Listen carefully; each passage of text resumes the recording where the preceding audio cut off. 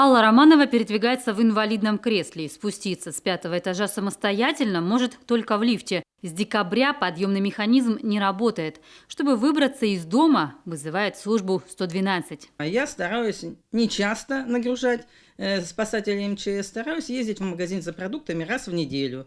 Хлеб, допустим, я кидаю в морозилку, чтобы на неделю мне хватило. На этот адрес спасатели выезжают регулярно. И пока непонятно, как долго это продлится. Через час она приедет, и мы поможем ей поднять ее и ее продукты. Впрочем, заложниками ситуации стали все жильцы дома. И не только из-за неработающих лифтов.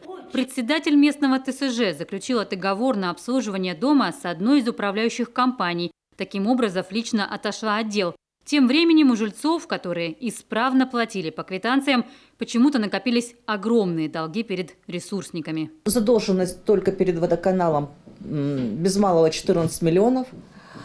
Сложилась она на протяжении уже нескольких лет. Задолженность взыскивается только в судебном порядке. Текущие платежи не оплачиваются, поэтому опять, долг нарастает, и опять водоканал вынужден взыскивать, опять же, в судебном порядке. Сам дом потихоньку приходит в упадок. Территория не чистится, крыша периодически протекает. Жильцы жалуются на низкую температуру в квартирах. Разобраться самим в причинах происходящего у жильцов не получается.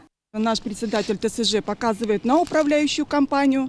Управляющая компания направляет нас к председателю ТСЖ. Проверку уже ведет прокуратура, подключилась жилинспекция. Но по закону этой управляющей компании невозможно выписать штраф или заставить исполнять обязанности, так как ответственность лежит на ТСЖ. Нами выдано предписание в адрес ТСЖ, но мы все понимаем, что при данной финансовой ситуации в ТСЖ они исполнить это предписание не смогут. И все же возвращать деньги придется. С помощью общественников жители провели собрание собственников жилья, на котором решили подписать договор с другой управляющей компанией. Ей-то и придется не только исправлять недочеты, но и через суд требовать возвращать долги. Тем временем жители уже готовы даже скинуться, чтобы починить хотя бы лифт. Ольга Коняева, Елена Шумилова, телеканал Юрган, Сыктывкар.